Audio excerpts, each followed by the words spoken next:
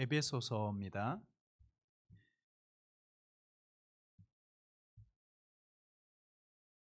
에베소서 4장 보겠습니다. 우리 1절로 우리 6절까지고요. 우리 한 절씩 우리 교독으로 나누어서 읽고요. 우리 6절은 같이 읽도록 하겠습니다. 에베소서 4장 1절입니다.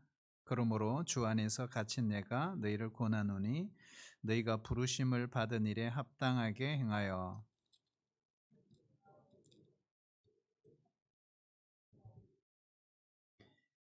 평안에 매는 줄로 성령이 하나 되게 하신 것을 힘써 지키라.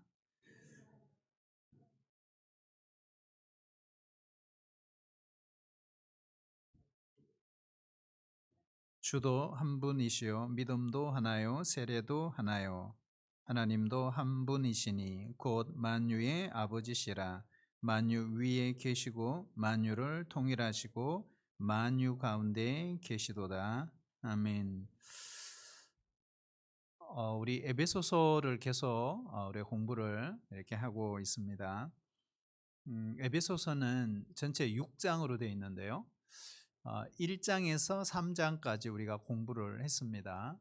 1장에서 3장에 여러 가지 내용이 있지만 가장 중요한 핵심은 구원의 교리입니다. 그래서 구원에 관한 이야기를 3장까지 하고 있다 보시면 되고요. 4장에서 6장까지는 구원받은 하나님의 백성이 어떻게 살아야 할 것인가. 그래서 삶의 문제를 다루고 있죠. 사실 우리 신앙생활은 이렇게 신앙 생활이죠. 믿음 생활입니다. 그래서 믿음으로 구원받은 백성이 어떻게 살아갈 것인가. 바울은 로마서를 기록하면서도 이 구조를 그대로 쓰고 있죠. 1장에서 11장까지는 구원의 교리죠. 그리고 12장에서 16장까지는 구원받은 하나님의 백성이 어떻게 살아가야 할 것인가, 이런 거죠. 여러분, 구원도 중요하지만 더 중요한 것은 뭘까요? 구원의 삶이 훨씬 더 중요합니다. 그래서 오늘 4장부터는 그런 걸 다루고 있죠. 그래서 오늘 1절에 보면 부르심을 받은 일에 합당하게 행하라, 이렇게 돼 있죠. 그런데 우리가 질문을 해봐야 되거든요. 왜 바울은 부르심을 받은 자, 뭐 구원받은 자 이렇게 표현해도 관계없어요. 부르심을 받은 자에게 가장 먼저 무슨 말씀을 했을까? 이게 중요해요. 무슨 말씀을 했을까요? 오늘 본문의 핵심이에요. 따라올까요? 하나 되어야 합니다. 하나 되라, 이걸 이야기하고 있어요. 그래서 구원받은 자, 에베소 교회 성도들이요, 너희들이 구원받았다면 가장 먼저 해야 될 일이 있다. 그것이 하나 되어서 주님을 섬겨라. 이걸 오늘 말씀을 하고 있습니다. 바울이 이것을 왜 가장 먼저 이야기했을까 하는 것입니다. 사실 할 이야기 얼마나 많겠어요. 그런데 이유가 있다는 거죠. 그것은 당시 에베소 교회 안에 바로 이방인과 유대인이 함께 예수님을 믿고 있었어요. 근데 믿는 데는 문제가 전혀 없어요. 그러나 문제가 하나 있죠. 그게 뭐죠? 서로 다른 배경에서 예수님을 믿었다는 것입니다. 그러니까 유대 배경에서 예수님을 믿고 또 이방인의 배경에서 예수님을 믿었어요. 그러니까 서로 다른 배경에서 예수님을 믿다 보니까 공동체 안에 문제가 생기기 시작한 거죠. 이렇게 말하는 거예요. 유대인들은 이방인을 향해서 이렇게 말해요. 야, 예수 믿는다고 다 되는 거 아니야. 할례 받아야 돼. 이런 거예요. 율법 지켜야 돼. 이렇게 이야기하는 거, 이방인들을 향해서. 그런데 이방인들은 어떻게 했을까요? 이방인들은 유대인들에게 이렇게 말하는 거예요. 야, 너희들 믿으면 뭐 그렇게 믿지 뭘 그렇게 별나게 믿어. 이렇게 하면서 서로가 자기 주장을 펼치고 막 고집을 부렸던 것입니다. 그러니 에베소 교회 안에 이 유대인과 이방인들 사이에 싸움이 일어났고 초대 교회 안에 이런 갈등이 일어난 것입니다. 여러분, 우리도 그렇죠. 멀리서 볼 때는 괜찮아요. 겉으로 볼 때는 그 사람이 좋아 보여. 근데 가까이 가서 같이 생활하면 실망할 때가 많아요. 부딪히죠? 상처받죠? 연애할 때는 좋죠. 근데 결혼해 살다 보면 어떻게 해요? 싸울 일이 많죠. 여러분, 교회도 똑같아요. 멀리서 볼 때는 그분이 아무런 문제가 없는 것 같아 보여요. 다 좋아 보여요. 다 멋있어 보여요. 그런데 옆에 딱 붙어서 같이 일을 해보면 알아요. 일을 해보면 각자의 성격이 나와요. 그 사람의 성품이 나오기 시작하죠. 그 사람의 사고방식, 그 사람의 가치관이 나옵니다. 그때부터 부딪히기 시작하는 거죠. 이것이 바로 유대인과 이방인 사이의 고민이었던 것입니다. 서로 다르면 어떤 일이 생길까요? 서로 다르면 이런 일이 생기죠. 서로 비판합니다. 왜요? 내게 옳다고 생각하는 거죠. 근데 비판으로 끝나지 않아요. 자꾸 비판하다 보면 고집이 생겨요. 그렇죠? 내 아집과 고집이 막 생겨요. 그걸로 끝나지 않습니다. 고집과 아집을 끝나지 않고 계속 공격을 하고 나중에는 싸움이 벌어지고 분열까지 갈 수가 있다는 것입니다. 이런 일들이 에베소 교회만 일어난 게 아니에요. 초대교회에 실질적으로 일어났던 것입니다. 우리도 기도하는 것 중에 나라와 민족을 위해서 기도할 때 복음 통일을 위해서 기도합니다. 언젠지는 모르지만 하나님께서 통일을 주실 그날을 사모하고 기도하지 않습니까? 그런데 통일을 위해서 기도하는 것도 우리가 참 중요합니다. 그런데 더 시급한 것은 뭘까요? 교회가 하나 되는 것입니다. 우리 교회 안에서 서로 사랑하지 못해서 서로를 향해서 이렇게 여러 가지 일들이 많이 벌어질 수 있다는 겁니다. 교회는 건물이 아니잖아요. 그렇죠? 교회는 제도가 아닙니다. 그러니까 동부 교회 하면 이 건물이 아니죠. 그럼 건물은 교회를 안 하고 뭐라 그러죠? 교회당이라 그러죠. 예배당이라 그러죠. 그렇죠? 그럼 교회는 뭘까요? 교회는 예수 믿는 사람, 한 사람 한 사람이 교회입니다. 그래서 예수 믿는 사람들이 성령 안에서 사랑의 띠로 하나가 되어 공동체를 이룬 것이 교회거든요. 교회는요, 비슷한 사람들이 모인 것이 아니에요. 비슷하지 않아요. 전혀 달라요. 천차만별해. 예? 천차만별. 근데 중요한 게 뭐예요? 교회의 머리 대신 예수님. 그 예수님을 중심으로 해서 그의 몸된 교회를 이루고 많은 지체들이 거기에 속해 있는 것입니다. 그러므로 너와 다른 것을 용납할 줄 알아야 돼요. 그래서 교회 안에 생기는 문제 중에 하나가 예수님을 오래 믿은 사람과 이제 믿으려고 하는 사람들 사이에 충돌이 일어납니다. 예수님을 그 믿는 배경도 보면요, 참 다릅니다. 이거는 교파마다 다르고, 예? 교단마다 다르고, 신학교의 신학에 따라서 다르고요, 참 다양합니다. 여러분, 어떤 교단은 사회 참여를 강조하죠. 그렇죠? 어떤 교단은 성령의 은사를 강조하기도 하고요. 또 어떤 교단은 거룩을 강조합니다. 또 어떤 교단은 구원을 강조합니다. 여러분, 우리도 그렇거든요. 우리도 보면 뭐 요즘에는 거의 부흥회라는 게 뭐 없죠. 근데 여러분, 부흥회를 통해서 은혜 받은 사람들은요, 늘 부흥회 하자 그래요. 제가 전임 전도사로 서울에 있을 때 그 교회는 한 달에 한 번씩 부흥회를 하더라고요. 그러니 12달 1년 12번 부흥회를 하는 거예요. 예, 대단하죠?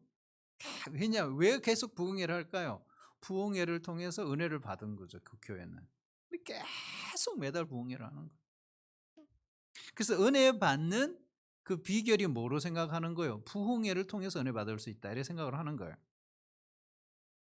여러분 산기도 가보신 분들은 압니다. 산기도 가서 은혜 받으신 분들은 늘 산기도 가자 그러죠. 그렇죠? 그래서 금요일마다 산으로 올라가요. 그래서 밤새도록 기도하고 새벽에 내려오는 거예요. 왜요? 산기도를 통해서 은혜 받았거든요. 막 무덤가에서 기도하고요. 막. 예? 어떤 분들은 성경 공부를 통해서 은혜 받으신 분들이 있어요. 그러니까 이런 분들은 맨날 성경 공부하죠. 저 같은 경우도 성경 공부를 통해서 제가 예수님을 인격적으로 만났거든요. 그리고 많이 깨지고 그때 어, 내 신앙에 이 신앙들이 정립이 되고 무너진 것들이 참 많았던 것 같아요. 그러다 보니 저는 개인적으로도 성경 공부를 되게 강조합니다. 그래서 어떤 분위기 속에서 어떤 환경 속에서 어떤 배경 속에서 은혜를 받은 나에 따라서 자신이 중요하게 생각하는 것이 얼마든지 달라질 수 있다는 것입니다. 그게 하나가 전체가 진리가 아니라는 거예요. 그런데 중요한 건 하나님이 어떻게 보시느냐는 거예요. 하나님. 여러분 하나님 앞에서는요. 모든 것이 다 유익한 거예요. 뭐 이렇게 하든 저렇게. 그래서 모든 것이 합력해서 선을 이룬다는 거죠. 바울은요. 그래서 중요한 것이 이 에베소 교회를 향해 구원받은 하나님의 백성들이 그 부르심에 합당하게 행할 때 가장 먼저 해야 될 일이 사랑이 아니다. 거룩이 아니다. 거룩 다음으로 사랑 다음으로 놓지 않고 그것을 첫 번째로 둔 거예요. 그게 뭐예요? 하나 되라. 이겁니다. 이미 사도 바울은 에베소 교회에다가 편지를 적기 전에 경험이 있어요. 고린도 교회죠. 그렇죠? 고린도서를 먼저 적었으니까요. 그리고 고린도 교회의 관계에 있어서 고린도 교회 안에 얼마나 문제가 많아요. 나는 개바파다, 뭐 아볼로파다, 뭐 그리스도파다, 바울파다 이래가지고 막. 그래서 바울이 웬 파가 이렇게 많냐고. 파가 무슨 소용이 있냐고. 그렇게 이야기하잖아. 그리스도 안에서 하나가 되어야 한다.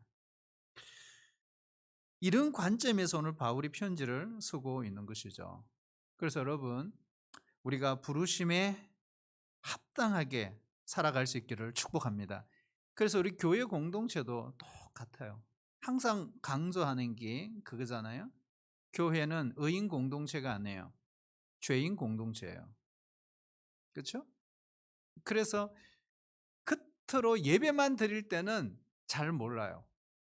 그런데 좀 들어와서 봉사하고 같이 활동해 보면 야, 교회도 이렇네? 이렇게 되는 거죠. 왜 그럴까요? 교회도 죄인 공동체예요. 완벽하지 않아요. 허점이 많아요. 예. 그러니 자꾸 교회를 향해서 불평, 불만 그게 좋은 게 아닌 거죠. 예, 교회 자체가 이미 불완전하죠. 완벽한 교회가 어디 있어요? 부르심에 합당하게 살려면 어떻게 해야 될까? 이 방법을 가르쳐 주고 있는 거예요. 어떻게 하면 될까요? 따라볼까요? 겸손해야 합니다. 겸손해야 합니다. 오늘 2절 그러잖아요. 여러분 겸손한 사람 앞에는요. 모든 것이 하나가 될 수 있어요. 악으로 선을 이기는 것이 아니라 선으로 악을 이기게 됩니다. 여러분 겸손하면요. 평화가 오죠. 겸손하면 다른 사람에게 상처를 주지 않습니다. 우리가 주장을 하고 말을 하더라도 겸손하게 주장하고 말하면요. 절대로 상대방이 화내질 않아요. 그러나 반대로 교만한 태도로 자기의 뜻과 그 말을 주장하게 되면요. 화를 불러일으켜요. 나중에 상처를 주기도 합니다. 그래서 하나님도 이렇게 말하잖아요. 하나님 교만한 자에게 하나님 물리치시고 겸손한 자에게 은혜를 주신다. 여러분 우리 교회 좋은 교회 되도록 우리가 최선을 다해서 우리가 하나님이 기뻐하시는 교회로 만들어 갈 수 있기를 축복합니다. 여러분 좋은 교회가 어떤 교회일까요? 좋은 교회. 어떤 교회 좋은 교회요? 오면 그냥 푸근하고 그냥 있고 싶고 그냥 은혜로운 교회가 좋은 교회예요. 예. 안식처가 되고 말이에요. 모든 성도들이 나는 아무것도 아닙니다. 그런 겸손하게 자신을 낮추면서 예수님을 바라보는 것. 그게 좋은 교회죠. 그게 은혜로운 교회입니다. 두 번째는요, 우리가 어떻게 부르심에 합당하게 살 수 있을까? 온유해야 된다 그랬죠? 온유해. 저도 한때 이 온유에 대한 오해가 있었어요. 여러분, 온유하다는 것은요, 착한 게 아니에요. 착한 게 온유한 게 아니에요. 그렇다고 해서 무기력한 것도 온유한 게 아니에요. 온유는 원문의 뜻을 보면요, 힘이 많은 상태, 이게 온유예요. 힘이 많은 상태예요. 힘이 있어요. 힘이 있지만 그 힘을 함부로 쓰지 않는 것, 이게 바로 온유라는 것. 절제할 줄 아는 거예요. 그러니까 조절할 줄 아는 거예요. 여러분, 온유의 반대말이 뭘까? 우리가 반대말을 생각해 보면 온유를 대충 알 수 있어요. 온유의 반대말이 뭘까요? 온유의 반대말. 자기 주장을 내세우고 자기 뜻을 관철시키려고 그러고 함부로 거친 태도와 무정하고 가혹한 태도, 이것이 온유의 반대말이에요. 온유한 사람은요, 여러분 화를 안 낼까요? 아니에요. 화를 냅니다. 온유한 사람도. 하지만 화를 내더라도 성령으로 그 감정을 컨트롤한다. 그래서 온유는 성령의 열매로 이야기를 하는 것입니다. 화가 나서 막 싸우다가도 그 사람을 보면 어떻게 해요? 잠잠해지는 것이 온유다. 하나님을 신뢰하는 사람은 인간적인 방법과 그리고 서두르지 않아요. 기다리죠. 왜 그럴까요? 하나님이 일하고 계심을 알고 있기 때문에 그런 것입니다. 그러니까 세 번째 하나 더 있죠. 우리가 부르심에 합당하게 행하기 위해서는 오래 참아야 합니다. 오래 참아야 합니다. 여러분, 올 한 해 우리가 신앙생활 할 때 참 오래 참아야 될 일이 많아요. 오래 참아야 됩니다. 그리고 고린도전서 13장에 보면은 15가지 사랑의 본질을 이야기합니다. 그 중에 첫 번째가 뭐예요? 사랑은 오래 참고. 그렇죠. 오래 참는 거예요. 여러분, 부부 사이에도 제일 중요한 게 뭐예요? 오래 참는 거예요. 속전속결 하다가는 다 깨진다. 참아야 된다. 그것도 오래 참아야 되는 거죠. 여러분, 오래 참고 기다려주는 게 뭐예요? 그게 바로 사랑입니다. 여러분, 실수해도 참아주고 또 참아주는 거예요. 심지어 내 아내가, 내 남편이, 내 자녀가 예수님을 인격적으로 만날 때까지 참고 오래 기다려줘야 합니다. 사랑하는 여러분, 올 한 해 우리가 가정에서 같이 생활할 때 아내를 오래 참아줘야 됩니다. 남편에게도 오래 참아줘야 됩니다. 그것이 사랑입니다. 만약에 예를 들어서 자녀가 잘못할 수 있잖아요. 그러면 어떻게 해요? 부모는 어떻게 해야 될까요? 부모는 어쩔 수 없이 오래 참을 수밖에 없습니다. 그래서 이 오래 참는 것은 성도들 사이에도 통합니다. 그리고 목사와 성도들 사이에서도 통하는 것입니다. 그때 주님 안에서 좋은 교회가 되는 것입니다. 이렇게 해서 겸손과 온유와 오늘 오래 참게 되면 어떤 결과가 올까요? 오늘 사도 바울이 이렇게 말합니다. 따라해 볼까요? 사랑 가운데서 서로 용납하게 됩니다. 그 2절에 보면 있죠. 사랑 가운데서 서로 용납하게 된다. 여러분, 사랑 가운데서 서로 용납하면 장애물이 문제가 되지 않습니다. 저는 종종 이런 생각을 해봐요. 하나님께서 제 아내와 결혼시켜 주신 일을 가끔 생각을 합니다. 그런데요, 제 아내와 저는 참 성격이 전혀 달라요. 제 아내는 되게 순발력이 뛰어나요. 아주 잽싸고 빨라요. 근데 저는 어떻게 해요? 조금 느려요.